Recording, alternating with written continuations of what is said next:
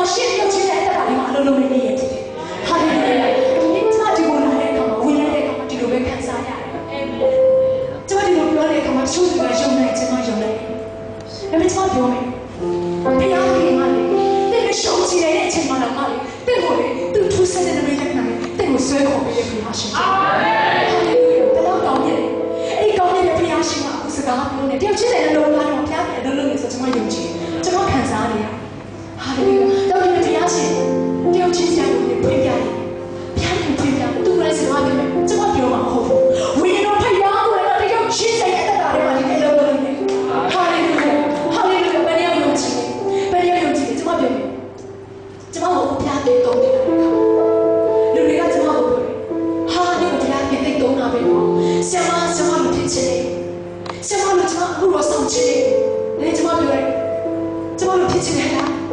ကျွန်မပြောမယ်လို့အရင်တော့မှလည်းကျွန်မအားချခဲ့ရတဲ့သူတွေရှ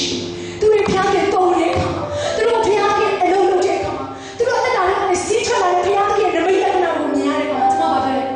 ဲဖြစ်မှာပေါ့သူတို့ကအချိန်တွေကငါနဲ့မတူဘူးငါရဲ့အချိန်တွေကသူတို့လိုမဟုတ်တာငါကသူတို့တစ်ဆွဲရတဲ့ဟာတစ်ခုမှမရှိဘူးငါဘာမှမလုပ်ဆောင်နိုင်ဘူးငါဟာအမျိုးသမီးတစ်ယောက်ဖြစ်တယ်ကျွန်မတွေးထင်မှုရဲ့ဒါပေမဲ့ကျွန်မရဲ့အုံနောက်တွေပေါ်အားလုံးကိုဖျားရှင်ပြောင်းလဲပြီးအဲ့အချိန်ကစပြီးတော့အဲ့အချိန်အဲ့ဒီရက်ကစပြီးတော့ကျွန်မအသက်တာကိုဖျားခင်ကြီးမှဆိုလို့တယ်အဲ့အချိန်ကကြီးလေးကိုကျွန်မကြုံပုံလေးကျွန်မပြောပြချင်အဲ့ဒါကကျွန်မလူငယ်တဲ့16နှစ်လောက်မှာစဉ်းစားကြည့်ပါလူငယ်16နှစ်ကျွန်မတို့တော်ရည်တည်တယ်ကံယူခံကျွန်မကလေးတော့လို့ရတယ်โอเคစဉ်းစားကြည့်ရောကျွန်တော်အသားကြီးတစ်ယောက်ရှိတယ်အသားအကြီးဆုံးက8နှစ်ရှိအငယ်ဆုံးလေးသမီးကအခု9လရှိလူငယ်တဲ့9လကကျွန်မဒီညကိုရောက်လာတဲ့ကိုဝင်ကြီးနဲ့ဘယ်ရောက်ရှိလိုက်တော့โอเค very good ကျွန်မအခုကလေး9လရောက်တဲ့ခါမှာဒီကိုဘုရားရှင်ပြန်ပို့ပြီဟာဘုရားရဲ့ကျန်စီရှိတယ်ဘုရားရဲ့ကျန်စီရှိတယ်အဲ့တော့ကျွန်မအဲ့ဒီကမှာကျွန်မအရင်အားကြရတဲ့ဆရာရောက်ရှိသူ့နာမည်က Pastor Daniel Choi အဲ့ဒီသူကဝင်လာတယ်ဒီနေ့ကျွန်တော်ကိုဘုရားရှင်အတော်ပြုလိုက်နေဆိုရင်ဒီမှာရှေ့သူပြောင်းချစ်တဲ့ကိုတော်ပြည့်တယ်ကျွန်တော်အားလုံးများစွာသောနိုင်ငံတွေပြောင်းလဲနေဆိုရင်ဒီမှာရှေ့သူပြောင်းချစ်တဲ့အတ္တနာအပြင်တင်းတဲ့နိုင်ငံဟာပြောင်းလဲနေပြီဘုရားကလုံးချကိုမြင်တယ်လို့ပြောတဲ့အခါမှာကျွန်မအောက်ကနေပြီးလူကြီးဆိုတဲ့တိုင်းပေါ့နော်အမြဲတမ်းပရှစ်ထုတ်လို့ရှိအောက်ကနေထိုင်ပြီးဖြစ်မှာဟောသူကနိုင်ငံခြားလားသူကအင်္ဂလိပ်လိုတက်တယ်နိုင်ငံခြားမှာကြောင်းပြီးတော့ငါကတော့လို့မဟုတ်ဘူးအဲ့ဒီလူကြီးတို့များများကအဲ့လိုမျိုးစဉ်းစားနေကြတယ်အရှိမထွက်လာတဲ့သူများကိုအားချပြီးတော့ငါတော့ဖြစ်နိုင်ပါဘူးဆိုပြီးတော့စိတ်သက်ချပြီးအနောက်မှာပဲနေနေကိုလည်းဘုရားကငါ့ကိုခေါ်ထားတာ။ဒါနဲ့ကျွန်မကသူစကားပြောတဲ့အခါမှာကျွန်မနှလုံးသားထဲအဲ့လိုတောက်ရှိနေတယ်တရားရှိနေတယ်ဘယ်လိုလုပ်ဖြစ်နိုင်ပါ့မလဲ။ तू ကချောနေချောတယ်အင်္ဂလိပ်စကားလည်းပြောတတ်တယ်ပညာလည်းစုံတယ်သူ background ကလည်းတောက်တယ်ဟာသူဖေကစီပွားရေးပညာရှင်ကြီးငါကတော့ငါဖေကသင်လို့ဆရာငါကြောင်းကတော့မမပေးနိုင်ခဲ့။ကျရှင်ကပေးခဲ့ပြီဆိုရင်ငါမှရဲကြောင်းရအောင်ဒီတော့ကျွန်မပြောနေတာ။ तू ကတော့အချင်းချင်းပြောတယ်ဒါပေမဲ့ကျွန်တော်အဲ့လိုမေးခွန်းထုတ်နေတဲ့အချိန်မှာဖျားနေတာမှာပြောတယ်ငါစက်ကြတာကျိုးတော့ငါထိချုပ်ထားနိုင်တယ်တင်းရဲ့ခန္ဓာကိုယ်ငါဖန်ဆင်းထားတာကြောက်မဖွေကောင်းငါဖန်ဆင်းထားတာငါဘာလို့ဒီခုကိုမတက်နိုင်အောင်ဟာလ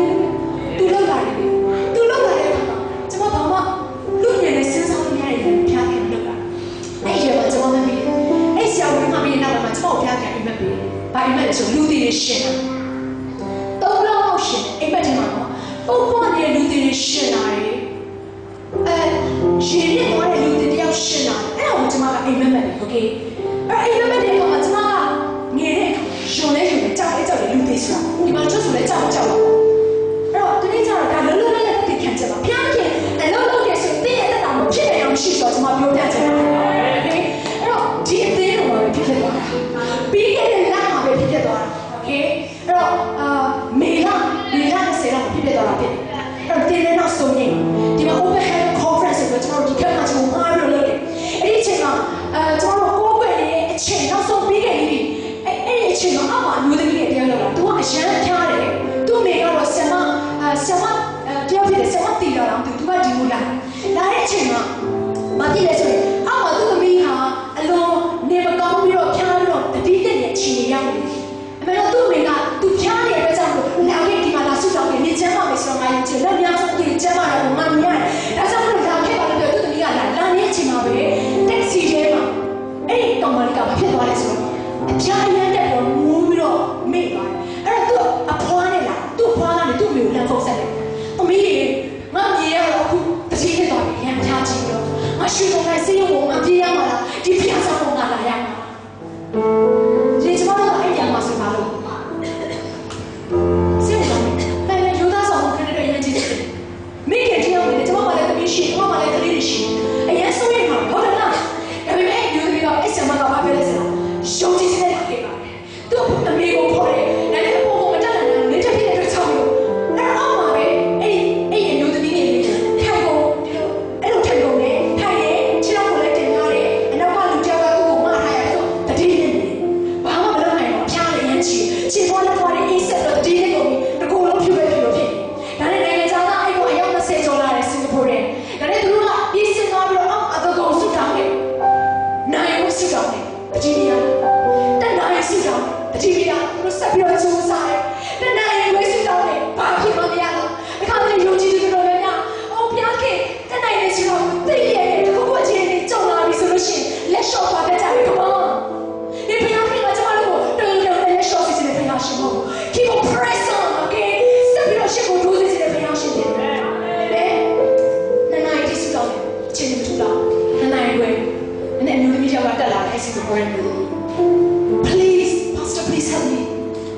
is going to die at downstairs. Can you they don't know what you tell them? Don't worry, come on. Please help us to call the ambulance. Jesus, no, I do not need you to call me, but I'm going to tell you. Some of you didn't know you created. If you are going to do this, sense of your today. Amen. And that's my okay. It's my phone. You got it. My son will get it. You want to send that?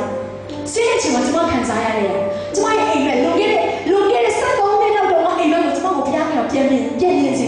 你我蛮努力的，我心爱的我，我背的是谁呀？那你啦，怎么我都不要呢？怎么现在？别接触别，路上别风那个我背吧，背那钱都掉里面，偏要怎么？提前啊，得钱的，提前啊，我你得了我的钱就偏想怎么办？我现在说，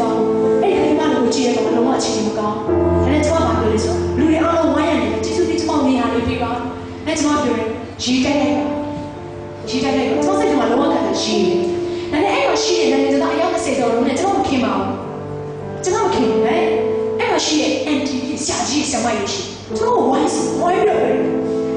不如现在一样的，现在是地方低了对话的，买的谁比人家要记得住？哎嘛是出去呀，谁比人家那对吧？那谁比人家要记得住？但你那东西看到来，看不见地方低话是对话的下讲是，那怎么办嘛？那怎么我偏给表的？怎么我偏给表的？都我是在那，哎，professor 嘛表示，哎嘛，我来 professor 嘛，相当激动嘛，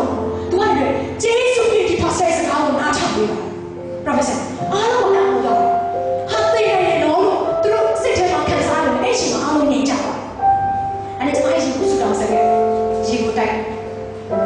ရေကိုချတယ်ဟာလေလုယာခဏလေးကျွန်တော်မျက်စိပြန်ဖွင့်လာတယ်အဲ့ဒါကျွန်မတို့ပြောတယ်ကျေးဇူးကြီးလည်းထားရှောက်ပါဘုရားရဲ့ကိုကျမ်းမာချုပ်ပေးတယ်ကျွန်မတို့ပြောတဲ့အခါသူမျက်ရည်အဲ့ဒီမှာတော့မျက်စိကျွန်တော်မိတ်နေတာမျက်ရည်ကဆက်ဆက်ဆက်ဆက်ဖြစ်လာဟာလေလုယာအဲ့ဒါသူစူးစမ်းလို့လည်းထားရှောက်တယ်ဆိုတော့သူကျေးဇူးထားလို့အားယူလို့လည်းထားရှောက်တယ်ခဏလေးပြန်ထည့်ကျွန်မပြောအားချတော့ပါလားဆိုတော့သူကစတော့ရအောင်ပြောချတော့ပါလားဆိုတော့တကောရှိကျွန်တော်နားမလည်တဲ့ရာဖြစ်တယ်တောင်းနေပါလားဆိုတော့ဖြစ်တဲ့ကြောင့်မလို့ဖခင်ကအဲ့ချိန်ကနေလို့ကျွန်မယုံကြည်စေချင်တယ်အဲ့ဒါအချောင်းတော့အားလုံးစစ်ကြောတဲ့အခါအဲ့ဒီမျိုးသမီးချစ်ချင်တဲ့စိတ်ကအကောင်းကြီးဖြစ်ပြီးတော့နိုင်ခွင့်စားစပါမယ်ကျွန်မအရှိမရရှိတယ်ဟုတ်ကဲ့ဖြစ်နေတာဘာမှမရှိဘူးဖခင်ရဲ့တာသမီးတွေကဖြစ်နေတဲ့အရာတွေကိုဖခင်ပြင်လာအောင်ဖြစ်ရတဲ့ကိုဖခင်ဆောင်ပေးပြီးတော့ဖြစ်တယ်ဒါဆိုကျွန်တော်ကတာမယ်သူတွေမဟုတ်ဘူးအပြည့်စုံသောဖခင်ရှင်ရဲ့တာသမီးဖြစ်တယ်နောက်ရှိလို့ဒီကချာပါစေဟာလေလုယာအခုမှအစပဲရှိသေးတယ်အခုမှအစပဲရှိသေးတယ်တလားပါကဆက်ပြီးတော့ဖွင့်ထားကြရအောင်အာမင်ကျွန်မရဲ့စိတ်လို့ရှာတယ်ဘာလို့ဒီဖခင်ခင်လို့မရတာအကြီးကြီးဖြစ်တယ်ဟာလေလုယာဒါဆိုကျွန်တော်သိရမယ့်အရာတစ်ခုကကျွန်တော်ဖခင်ခင်ဟာတိတ်ကြီးရဲ့အဲ့ကြီးတဲ့ချစ်ရှိရဲ့အဲ့ကျွန်တော်တက်လာတယ်မှာအရှိကိုသူ့ရှိကိုရှိတယ်လို့ချင်တယ်ဖခင်ရှိတယ်အာမင်သူ့နာမည်ကိုအဲ့ over တိုင်တယ်တကူကြီးရဲ့ဖခင်ရှိထောက်တော့ပါနေတဲ့ချစ်ရှင်ပြောင်းလဲခြင်းရဲ့ကိလေသာဖခင်ရှိတယ်အာမင်ဘယ်လိုလုပ်လိုက်ရလဲအားလုံးကထူးထူးဆန်းဆန်းနေသူ့ကိုကအဲ့လိုဖြစ်တယ်သူ့ရှိတိုင်းကျွန်တော်အသက်တာတွေမှာလို့ချင်တယ်ဖခင်ရှိတယ်ဒီနေ့ကိုဘယ်လိုမြင်နေလဲတော့မသိဘူးကျွန်တော်ဒီမှာထိုင်နေတဲ့ယောက်ျားစရာကိုဘယ်လိုမြင်လဲသိဘူးဒီမှာထိုင်နေတဲ့ယောက်ျားစရာကိုအားကြီးတဲ့စတီကိုကျွန်တော်မြင်တယ်မြန်မာနိုင်ငံကိုကိုင်လို့နေတယ်ကိုကျွန်တော်မြင်တယ်အာမင်ကဘာကြီးကိုပေါက်လက်နေတယ်ကိုကျွန်တော်မြင်တယ်အာမင်ဟာလေလုယာညမြတ်စွာဘုရားကိုကောင်းကိုဟာလေလုယာပို့ဆောင်နေတယ်ကိုကျွန်တော်မြင်တယ်အာမင်ဒီယုံကြည်ခြင်းအပြင်တင်ရှောက်တဲ့ဆိုအလိုတရားထူးဆန်းတဲ့မှုတွေကိုဘုရားခင်တဲ့အပြင်လုပ်ချင်ဟာလေလုယာအဲကြောင့်ဒီနေ့မဿဲခန်းကြီးဆက်နေနှုတ်ကပတ်တော်ပါလာကြမှာဖြစ်မဿဲခန်းကြီးဆက်နေခန်းကြီး20နှစ်ကနေ28ရှိကိုကျွန်မဖတ်ချင်တယ်အထူးဘာဖတ်ချင်တယ်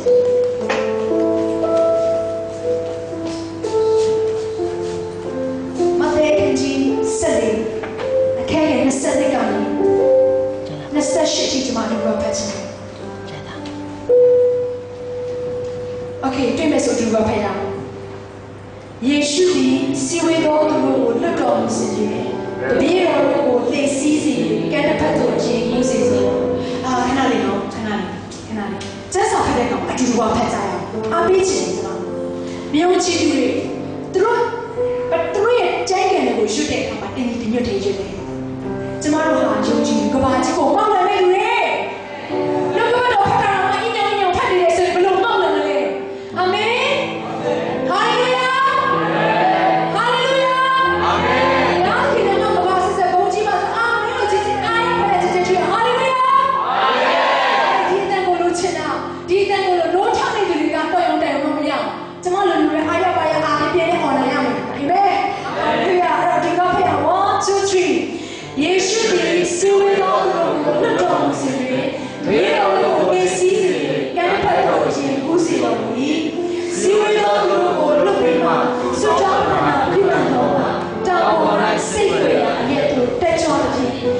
ချိန်ရောက်တော့တယောက်တည်းရှိနေပြီ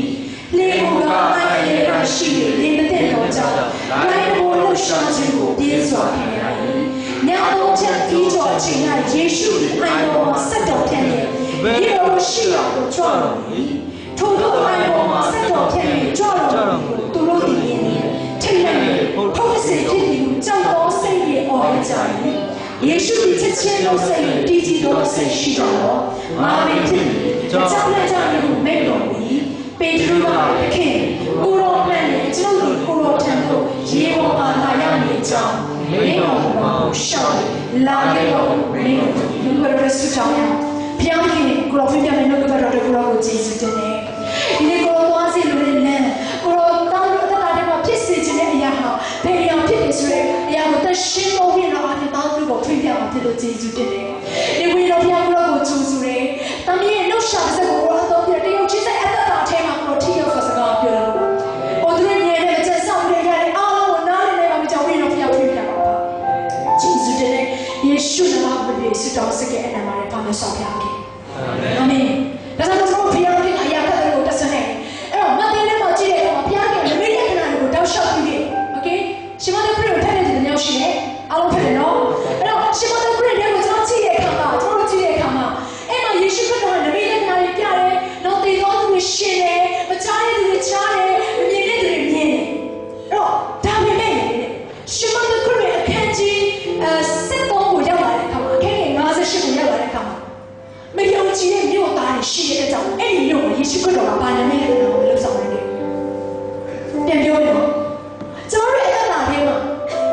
ဘုရားခင်လှုပ်ဆောင်နိုင်ခြင်းဘုရားသခင်တက်နိုင်ခြင်းဘုရားသခင်အမှုပြုနိုင်ခြင်းဘုရားသခင်တက်နိုင်ခြင်းကိုမရှောင်ဘူးဆိုရင်ဟုတ်ပြီနော်မယုံဘူးဆိုရင်ဘုရားခင်ယေရှုခရစ်တော်ဒီမြို့ထဲမှာနမိတ်လက္ခဏာပြဝင်တဲ့အရန်ခက်ခဲတယ်ကျွန်တော်တက်တာထဲမှာနမိတ်လက္ခဏာပြဝင်တဲ့အရန်ခက်ခဲ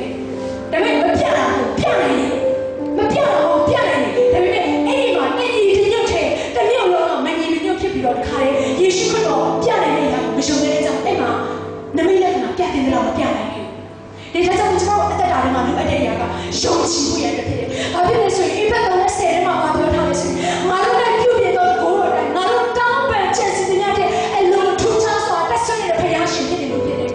ဒါကြောင့်ဘုရားရှင်ကကျွန်တော်တို့အသက်တာအပြင်လုံးလုံးချင်းတယ်။ကျွန်တော်အသက်တာအပြင်လုံးလုံးချင်းကျွန်တော်တို့ကအစင်တဲ့ဖြစ်ဝင်တဲ့အရေးကြီး။ဒီခရစ်တော်မျိုးရှိတယ်။အသက်လေးရှော့လာတော့တာ။အဲ့ခရစ်တော်မျိုးရှိတယ်။ပထမခရစ်တော်ကဆို forgiving Christian တော့ရှင်းထုံးတဲ့စီလာတိုင်းတက်ရှိနေတဲ့ခရစ်ဒီနေ့အပြင်ထုံထိုင်းလေးရပြီးတော့ဘာမှမလုပ်ချင်ဘူးတမယိုးချမိယိုးဖလာထဲမှာပဲတက်ရှိနေတဲ့ခရစ်ဖြစ်တယ်။အဲ့ဒီရဲ့အဲ့ဒါလည်းမကြည့်လို့ရှိရင်ဘာမှယူမရဆိုတာလည်းမရှိဘူး။အဖြစ်ထဲမှာလည်းဝဲဝဲဖြစ်ချင်ဖြစ်နေမယ်။သူများတို့အသေးတော့ပါဝင်ချင်မှလည်းပါဝင်မယ်။အင်္ဂလိပ်ထွက်ချင်မှလည်းထွက်မယ်။ဘုရားကြောင့်တပည့်တစ်ခါလာနိုင်မှလာလိမ့်မယ်။အဲ့ဒီလိုမျိုးခရစ်ယုံကြည်ပါ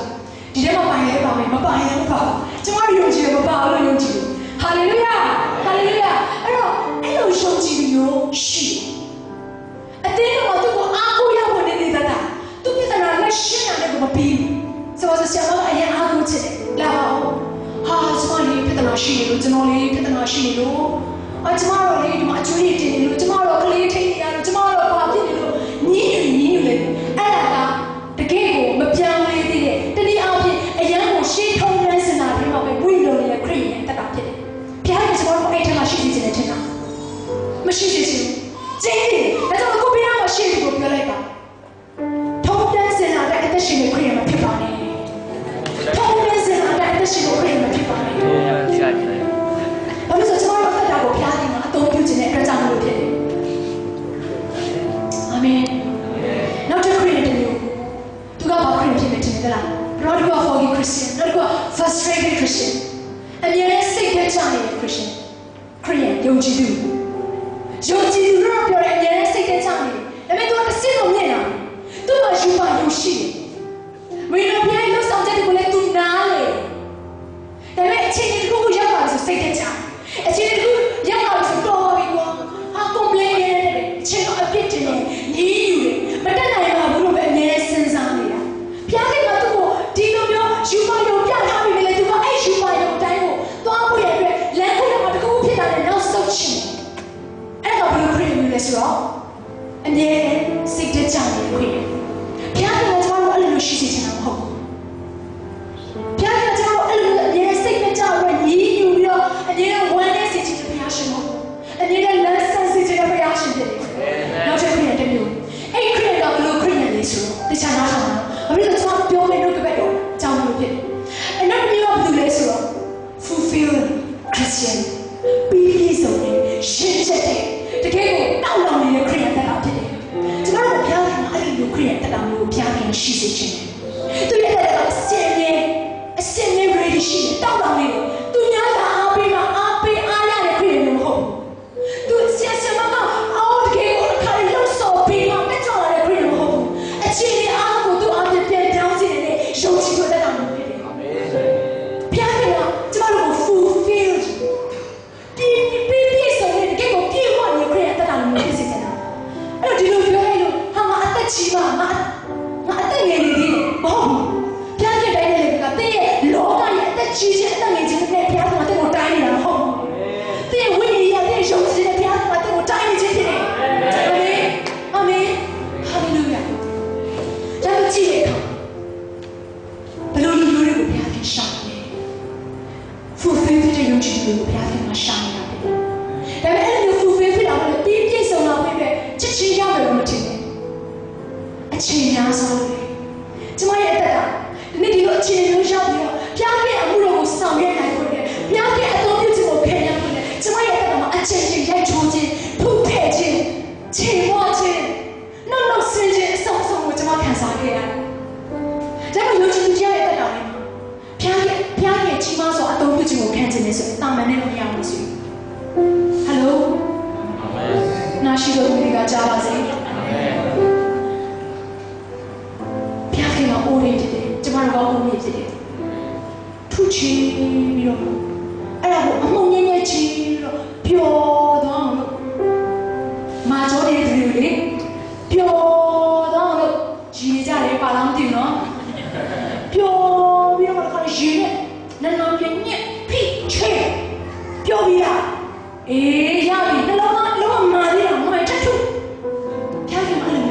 အဲ့ပျော်သွားပြီဆိုတော့ပုံဖော်ဘာမှလုံးလုံးရတဲ့ချိန်မှာဖျားခင်ကပုံဖော်ပေးခြင်းနဲ့ဘုရားရှင်နေပါတခါတလေကိုယ်တိတ်တက်လို့နေတိတ်တော်လို့နေဒါအကောင်းဘက်ကခါတလေကိုတိတ်တော်လို့နေတိတ်ဆိုးရလို့နေတိတ်ညံ့ပြင်းနေတယ်လို့ထင်တဲ့လူကလည်းရှိတယ်အဲ့တဲ့ချိန်ကိုဘုရားရှင်စိတ်ဝင်စားဘူးသူစိတ်ဝင်စားတာတဲ့နှလုံးသားကိုပဲစိတ်ဝင်စားတာသူစိတ်ဝင်စားတာတဲ့အောက်နောက်တွေးခေါ်မဟုတ်ဘူးတဲ့တော်ခြင်းတဲ့ခြင်းမဟုတ်ဘူးတဲ့ရှိခြင်းမရှိခြင်းမဟုတ်ဘူးတဲ့ဘာဆိုဘာမှဘုရားရှင်စိတ်ဝင်စားသူစိတ်ဝင်စားတာတဲ့နှလုံးသားဟာလေလုယာအဲ့ဒီနှလုံးသားသူ့ချက်ကိုလှည့်လာတဲ့သူကိုဘုရားရှင်ကအသုံးပြုလို့ရတာဖြစ်တယ်အဲ့ဒီညမှာချီအောင်ဒီညမှာချီအောင်ဟာလေလုယာအဲ့ဒီခရစ်တော်မျိုးပြီးသွားတဲ့အခါဒီမှာစဖို့ခြင်းနဲ့တော့နှုတ်ကတော်ထဲမှာဘာပြောထားလဲဆို Everyone who is fathered by God conquers the world ဘုရားခင်သားသမီးဖြစ်တဲ့သူတယောက်ချင်းစီဟာလောကကိုအောင်တယ်လောကကိုအောင်တယ်လို့ဘုရားရှင်ကပြောထားတယ်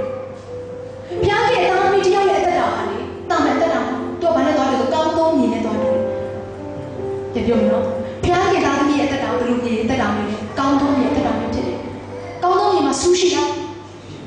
ကြောက်ရရှိလားမရှိဘူးတသက်ရှင်းလို့ဒီလားတက်ရှင်းလို့ဒီလားအပင်စိုက်တာနဲ့ပေါက်လို့ရမယ့်အခြေအနေမျိုးတနည်းအားဖြင့်သူကထုံရက်ပြီးသား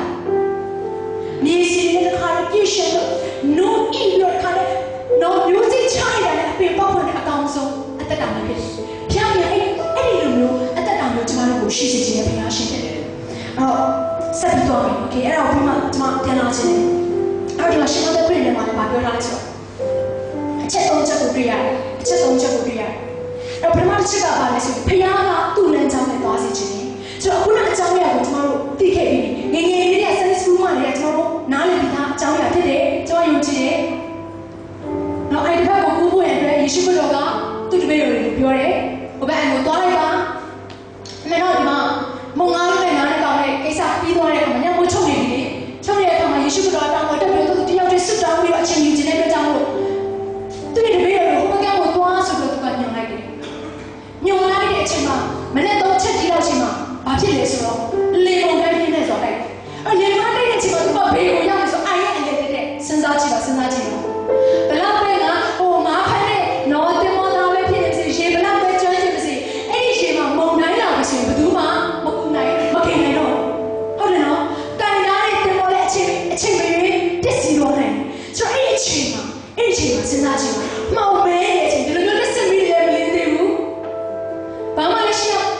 မြင်ရအောင်ဖျောင်းနေတယ်ထုံးလို့ရတဲ့အချိန်မဟုတ်အဲ့ဒီချိန်မှာယေရှုခရစ်တော်ကရေပေါ်မှာဆက်လို့ဖြတ်တယ်လမ်းလျှောက်လာတယ်ဒါနဲ့ယေရှုခရစ်တော်လမ်းလျှောက်လာတဲ့အရာကိုဘယ်သူမှမြင်နေဆိုတော့ပေတရုကလည်းပေတရုကမြင်တဲ့အခါသူရမ်းကြောက်တယ်အားလုံးကကြောက်တယ်နော်အားလုံးရင်အားလုံးကြောက်တယ်တော့ဖုတ်စီတယ်ပြရတယ်ပြရဲလို့ထင်ဒါနဲ့နော်ယေရှုခရစ်တော်ကပြောတယ်ကြောက်နေငါပဲဖြစ်တယ်ယေရှုဖြစ်တယ်အဲ့ပေတရုကလည်းပြောရဆက်စုတယ်နော်ခါတဆက်စုလာလေကိုအတွက်ကောင်းတဲ့ရာဖြစ်သွားတယ်ဘာဖြစ်လဲယေရှုကလို့ရှိရင်ကျွန်တော်လာခဲ့ယေရှုကလာခဲ့ပေတရုကတတိရှိနေပြိုင်ရှင်မှာတော့โอเคဟုတ်စမ်းကြည့်တယ်အဲ့တော့လမ်းလျှောက်သွားတဲ့အခါမှာဘင်းကမှလာတဲ့လေတွေကိုလှိုင်းတွေကိုသူမြင်ပြီးတော့ကြောက်ပြီးတော့သူမြင်နေသွားတယ်ဖြစ်ရတာနေတော့သွားတဲ့အခါမှာယေရှုကတော့သူအော်ခေါ်တယ်ယေရှုကပါဆိုတော့ယေရှုကတိလက်ကိုဆွဲထူပြီးတော့ကဲဆိုတော့ဒီဖြစ်ရမှာကြည့်တယ်ပထမဆုံးချက်ကဘုရားကသူ့ရဲ့လမ်းကြောင်းတိုင်းသူ့ရဲ့နီးလမ်းတိုင်းကျွန်တော်တို့သွားစေခြင်းနဲ့ဘုရားရှိတယ်ကြည့်တဲ့အခါမှာအဲ့ဒီပေတရုအဲ့ဒီအဖွဲ့သားအားလုံးကိုယေရှုခရစ်တော်ကဟိုဘက်အိုင်ကိုဒီဘက်ဟိုဘက်ကံကိုအိုင်ကနေကူသွားခိုင်းတယ်အမေတော့ကုန်းချောင်းနဲ့သွားခိုင်းတယ်ရတော့မရဘူးရတယ်ဒါပေမဲ့မိုးချုပ်တဲ့အချိန်မှာဘာလို့လှိမ့်နေသွားခိုင်းတာစဉ်းစားကြရှင်နော်ဘာဖြစ်လို့မိုးချုပ်တဲ့အချိန်မှာဘာလို့ရေပေါ်ကနေဒီလောက်ခက်ခဲကြမ်းတမ်းဆောင်နဲ့သွားခိုင်းရလဲကုန်းပေါ်မှာဆိုရင်သွားရင်းနဲ့နားရင်းနဲ့စားရင်းနဲ့အေးစစ်စစ်သွားလို့ရတယ်အဲ့ဒါခါကျကျွန်တော်ကစဉ်းစားတယ်ဟာဒီလီးကတော့မဖြစ်နိုင်ဘူးဒီလီးကတော့ခက်ခဲကျွန်မပြောမယ်ဖခင်ကတော့သူလည်းရွေးချယ်ဖခင်ရှိတယ်ကျွန်တော်ဘာမှအဲ့ဒီစားနဲ့ပတ်သက်ပြီးတော့စောရကတက်စအကြောင်းရှိခါကျကျွန်တော်ကစောရကတက်ကြရုံကြည့်ပြီးကဘယ်လိုစောရကတက်တယ်သိလားဟာငါဖခင်ကဘုရားဆောင်ချင်တာလေအရှိမမိုက်တိုင်မယ်အရှိမမိုက်တိုင်ပြီးတော့ငါချီးဝဲမယ်ဆက်ထန်တော်မျိုးနော်သူကဒီလိုချီးဝဲမယ်တော့ဆမစတယ်လို့ချီးဝဲခြင်းတယ်ဒီလိုလေးခဏလေးလို့ချီးဝဲခြင်းတယ်ဟာ no ဒါကိုဆရာမခိုင်းလို့ပြောတော့ဂီတာလည်းကြည့်တယ်ပြန်လည်းကြည့်အကုန်လုံးမယ် no ဒါကအိမ်လာတော့စီဒီစီဆရာမတော့ကိုဆွဲဖြားနေတာသူ့ကိုအဲ့လိုမျိုးစပြီး train တယ်ဆောရတော့မတဲ့ဘာလို့ဆိုဖခင်က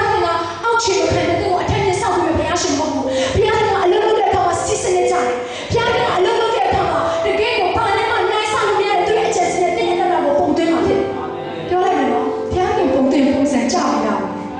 ဘယ်လောက်ပဲသစ္စာတဲ့တယ်လေဖခင်ပုံသွင်းရဆိုတဲ့ပုံစံကြောက်လို့ကြားတယ်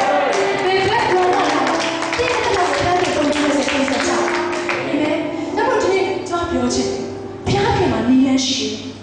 ကိုနီးလန်းနဲ့တောင်းမယ်ဘယ်တော့မှမစင်စားပါဘူးအဲ့တော့ဘယ်လိုလဲဘာပြောထားလဲဆိုလို့ရှိရင်မတော်အရင်ကြိုက်တယ်လားလို့သူရှိ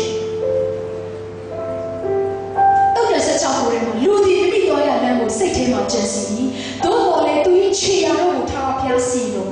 အင်းလို့ဆိုတဲ့ရှိတယ် Man is given the choice of destination he wants to go but God chooses the route ရှိလူဟာ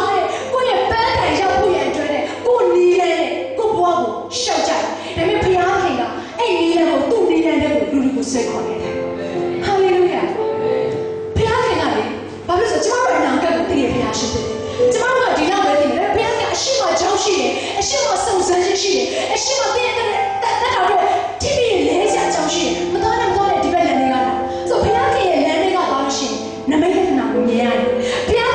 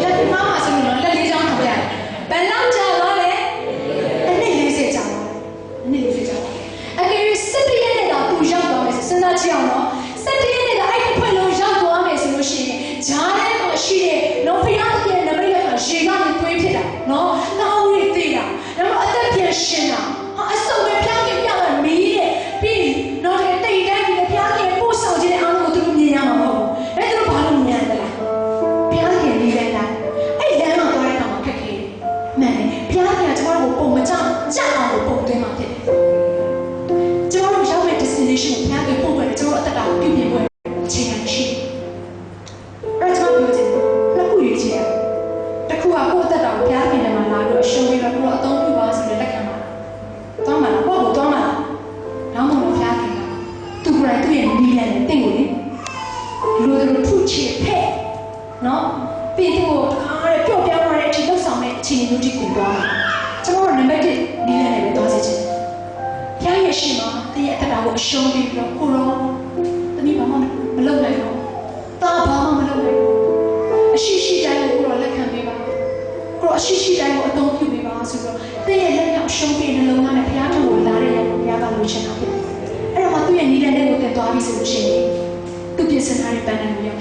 ကိုယ့်ရဲ့နီးလန်းတဲ့ကိုသွားမယ်ဆိုလို့ဖျားပြင်ဆင်ထားတဲ့ပန်းတန်းကိုဘယ်တော့မှမရောက်ဖျားတဲ့ပြင်ဆင်ထားတဲ့ကောင်းချီးတွေနဲ့တင်လွတ်သွားစရာအကြောင်းရှိတယ်နည်းအဲ့တော့ဘာလဲဆိုလို့ရှိရင် comfort zone တွေရတယ်တနည်းအားဖြင့်တက်တော့တက်တာဖြစ်နေတဲ့အခြေအနေစိတ်ခံနေတဲ့အခြေအနေတွေကတင့်ကိုထောက်ပေါ်တဲ့ဘုရားကဲလို့ရှိပြန်ပြောမယ်နော်စိတ်ခံနေတဲ့အခြေအနေတွေကတင့်ကိုထွက်လာဖို့ဘုရားကဲလို့ရှိဟာဘုရားကိုကိုးကွယ်တဲ့အခါမှာဒီလောက်ပဲနော်အရှင်တပုံလောက်ပဲဆိုပြီးကိုးကွယ်မယ်ဒါမှမဟုတ်လက်ပိုက်ပိုက်မယ်ထိုင်လိုက်ထားလိုက်ပြီးပြီပေါ့ဘုရားကိုအားရပါရကိုးကွယ်ဖို့တချို့တွေကပြင်းနေတဲ့သူတွေရှိတယ်ကြောက်ရွံ့နေတဲ့သူတွေရှိတယ်အခြေအနေကြောင့်ဆိုတော့လည်းမျိုးပါနော်ခြေကောင်းလက်အကောင်းရှိနေတဲ့ဘုရားရှင်ကိုကိုးကွယ်ဖို့နဲ့မဟုတ်ဘူးလေငါတို့ကအရှင်တို့ငါတို့ဒီလိုပဲတည့်ရပြီးတော့ထားလိုက်ဒါပဲလုပ်နေခဲ့တဲ့သူဆိုပြီးတော့ငါဒီပေါင်တိုင်းနဲ့ငါသွားမယ်မဟုတ်ဘူးဘုရားကခုံးဖို့ဆိုပြီးတော့ထွက်စေချင်တယ်ဒါကိုပဲချင်တဲ့ပတ်သက်တဲ့ရဲ့ daily life မှာလည်းလို့ခုံးဖို့ဆိုပြီးတော့ထွက်လို့ပြောတဲ့ကောင်ဟာငါတို့အသိတော်တွေကထွက်ပြီးတော့ငါဘာမှအိမ်ဝင်ကလေးတယောက်နဲ့လိုက်လို့ဆိုရင်ငါကိုပြောနေတာမဟုတ်ဘူ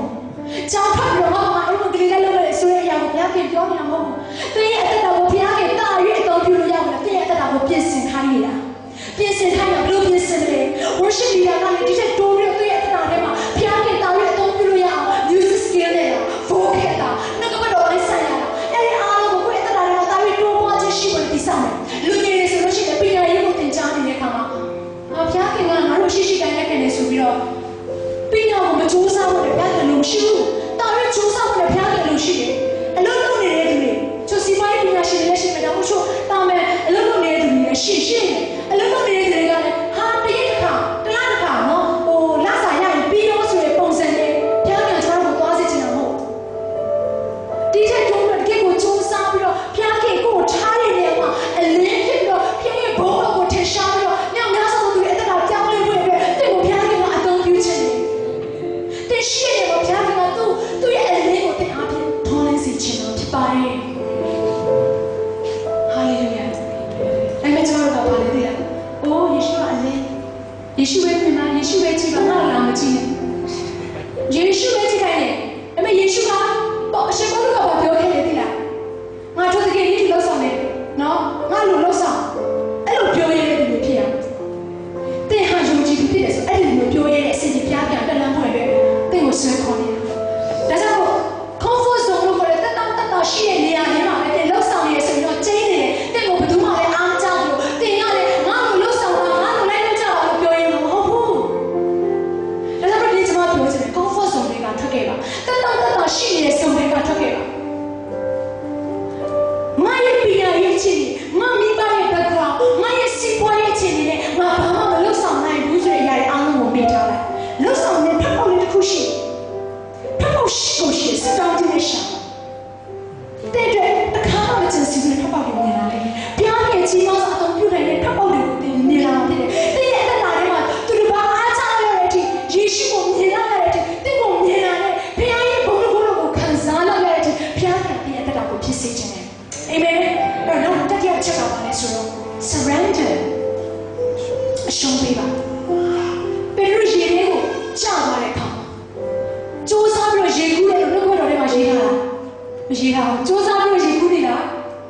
ာမကူသူပါလို့လေတခင်ကျွန်တော်ကိုခဲ့ပါယေရှုကျွန်တော်ကိုခဲ့ပါကိုအားကိုရှောက်ချင်တဲ့အချိန်တွေကိုပြရတယ်လို့ရှိတယ်ယေရှုစီလာ40ခုနဲ့မှာပြောထားတယ်ဒီကသူကပဲကျွန်တော်ကိုထိန်းချုပ်သွားခြင်းသူကပဲကျွန်တော်ကိုသူ့ရဲ့မြစ်ထဲမှာစီမျောစေခြင်းနဲ့ဘုရားရှိခိုးတယ်အဲ့ယေရှုစီလာနဲ့မှာပြောထားတယ်ယေရှုစီလာကိုလည်းဘုရားခင်ကညစ်ကိုခေါ်သွားတယ်โอเคပြန်ဖတ်ချင်မယ်ဆိုယေရှုစီလာ40ခုနဲ့မှာ你知道人少了吗？人少的干嘛？不然我说哎，衣服要干嘛？不然嘛，他面体就是，全也是，人家都是少的，你那边他妈都少了样的钱，都不 control 了样的钱，太少了样的钱里不？而别人要来说主体要来的钱呀，你听我说啥话咯？钱也别人得了，好的嘛？而都是不是少了主体说少了，少的钱也偏偏的难了北京要来说，第十排提要来，银行老提要来。都下面就啥一下，那时候你也是和我鸡毛乐队，都帮我推出路样的，都推出路样的钱嘛咯，你讲的都老嘛，今天我西装的都推出来的钱，你估计要不然你听嘛，人家的西装来，老没有管，而且嘛把我这次怎么说？对嘛的推出路样的钱，对嘛的路上路样的钱，好多的，但是老没弄来，老的来对也大家都推出钱。我丢进去，但也打我多罗西的呀，我随后把谁知的培养生的来，而我哪里谁知的？看着我把这我对住啥子？第二个路 surrender， 来说来我，说回来我，我的，但也打的嘛，路上进来压力是，但也打地方我放在路上，地路有起床了嘛，但也打地方路，地路有放在没什么事，哈嘛也不好听少了嘛。他们地方不到来喏，地方不到来喏，咋想想找事的？我也在这找到的，但是我平常不会给你们信息。那么我们呢 ？surrender， 来说回来吧，不要开始。阿鲁表扬 surrender。我给他们学图标，他们也是妈妈那几个人的兄弟来吧。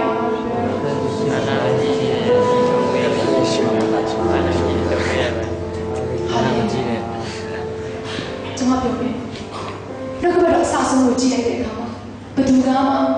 帮对表现积累给了的，那么多上天东西。阿门。今天表现看我那边的老大我变什么？阿布拉罕得到我记得，阿布拉罕什么事？有几天跑给我靠看样不样的，都也空腹什么可的，都也没把单位的那个出来呀的喏。我们地面多出来的都多开，对呀，大家嘛共同进入家庭，老上来的，好对啦。那边估计没什么事，模式在哪里嘛嘞？不老被民那边的人，你来这个弄多的嘛，都招来的，全部家庭老上来的，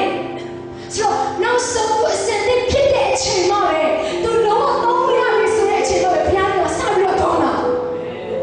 帮什么在家庭，帮对方嘛的，那对呀，一直在。我身边看过3大位人都老上来看嘛，但那不能，追我，骗我，你看，成长进了，啥大，身边我3大位人变成呀，你有几个怎么弄表演？怎么让你看嘛不变？啥大人变，现在到道路高头，哦，现在来道路高头，我要是来山路高头都是难事的没事，你不要再看啊，身边这个，你也培养我。我这里头的这个卡，这些澳大利亚那边3个那边，看到了我也看到3个人钱都不要给路钱了，好不？对24/7，那3年来这朋友我不要给了，对，那我3个人是今天非常实惠。我们说，俺们3个人那个对人老人我点钱，那么对那个让有种知识的，我对那个我来，我再开始不露面了，对我偏偏苦可怜的对人偏的，阿门。怎么那时候偏偏的表情？我说下个月怎么请别请 ，OK， 请年年别请，那么怎么那时候偏偏的这个表情？哎呀个 ，Pretty 年年嘛是，see illustrate 到哪里叫是？哎，可怜的嘛，怎么买的没掉是？啊，怎么哎偏偏我拍的讲就剩嘛？哎呀看到呀 ，OK， 啊，第一年为俺这个哎偏偏的得3年前，怎么年纪？那咱们怎么偏偏的表表情？哎，到哪里了？为那个对吃了个没等，伢们吃了个没等我，都讲你那滴个大油多的比咯，比咯，哎吃了个我没等什么钱的，说哎吃了个比你多得几两的呢，哎吃了个没几两的呢，哎那么的呢，种嘛，把ဖြစ်လာလဲဆိုတော့ကြာလာလို့ရှိရင်ခန္ဓာကိုယ်တစ်ခုလုံးမှာသူကလိုက်စားနိုင်တဲ့အကြောင်းရှိတယ်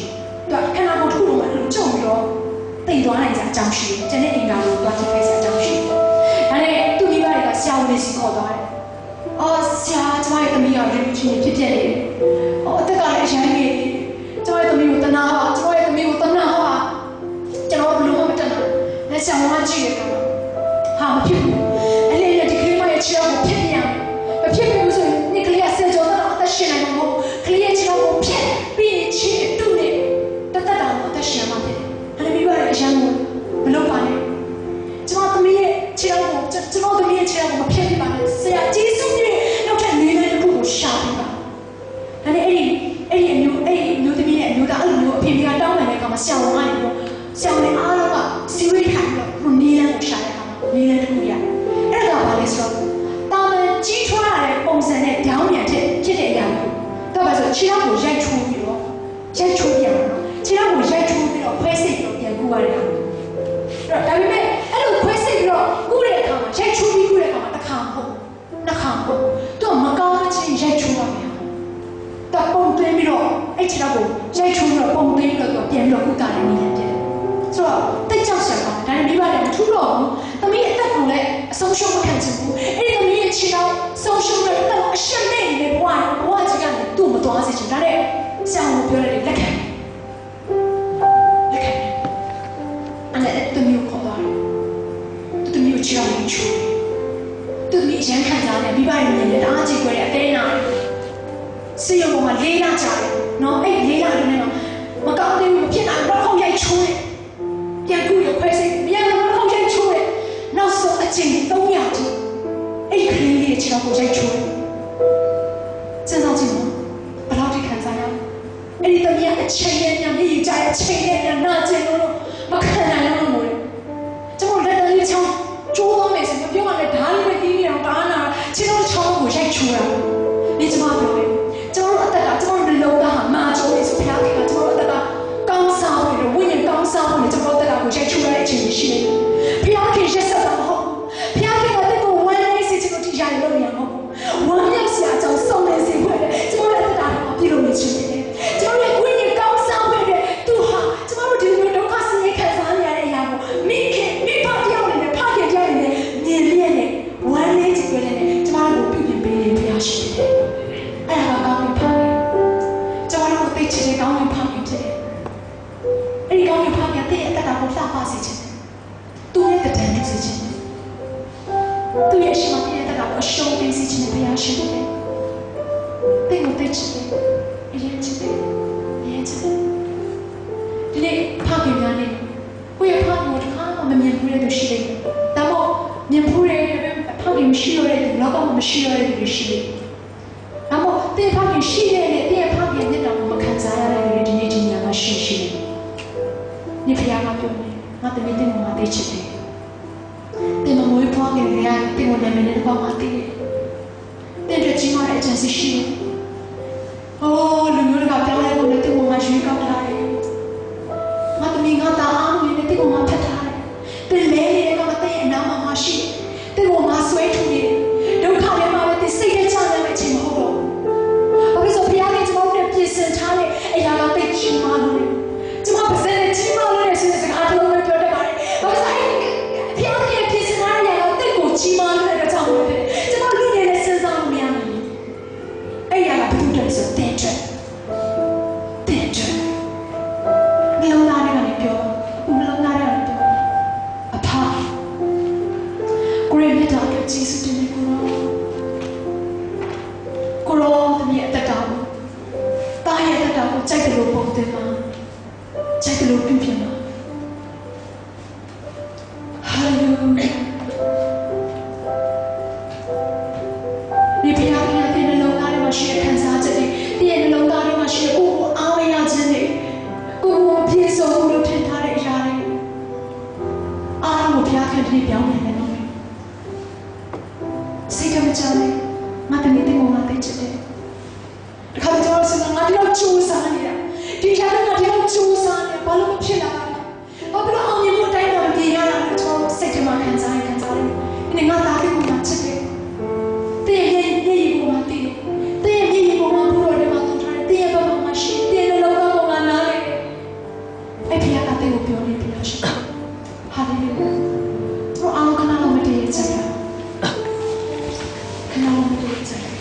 예수 신의 안으로 좀 배고프네. 아구나치 안에 좀 배우고 배우네. 내 피야, 내 신의 피야가 디냐마시.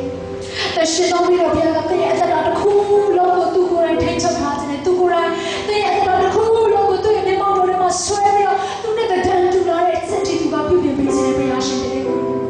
내 산다시야. 또 비비 가버려 또 막 산다시야. 산다시야. Jesus will under the arm of the Yeshua shall be your second area. Hallelujah. Just sit down, baby. Okay. Yeshua tell you sit down, baby. You are telling us not to be. Just sit down, baby. He's not the council of chief. The young Yeshua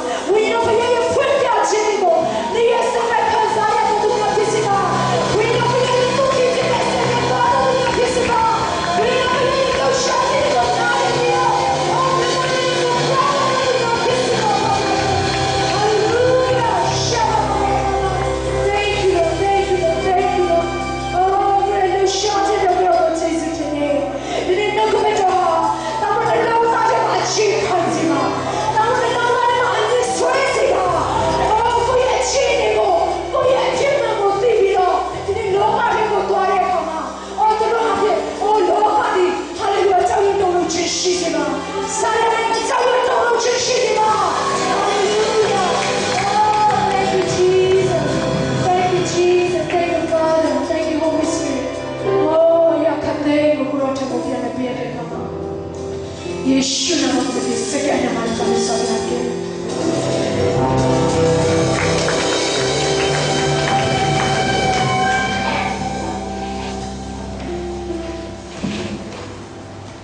할렐루야. 저로 세마오 야매 주시지 말에 세마네 아투바라를 저로 시아오 저 찰라오 백색처럼 시아 지수를 맞아야 된다. 알로레고 이거 시아오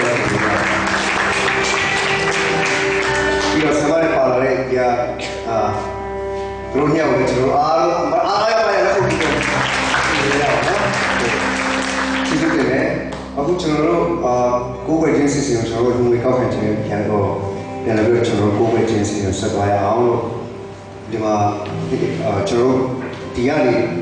ရှိရရပြီးတော့ထွက်လာပြီးကျွန်တော်ဒီမှာကျွန်တော်ရဲ့ဒီအမားတွေနှစ်ယောက်ကနေပြီးကျွန်တော်တို့မတည့်ရထားမယ်ပြီးရင်ဒီကနေပြီးလာထည့်မယ်ပြီးကျွန်တော်တို့အဲ့ဒီစီစဉ်သွားတဲ့စီစဉ်မှာကျွန်တော်ချီးမွမ်းဖို့ပဲကျွန်တော်နော်ကျွန်တော်group ကိုဖိတ်ခေါ်ပါတယ်ပြီးရင်ကျွန်တော်ချီးမွမ်းရေးနဲ့ကျွန်တော်တို့အဆုံးသတ်မှာဆောင်းစမိုင်းကောင်းစီဒီနဲ့အဆုံးသတ်မှာဖြစ်ပါတယ်နောက်တစ်ပတ်ကဆက်ချစ်ကိုထိုင်နေရဖြစ်ပါတယ်ကျွန်တော်တို့ကတော့တရားမြန်မာစီမံတရားဟောလို့ပြီးရင်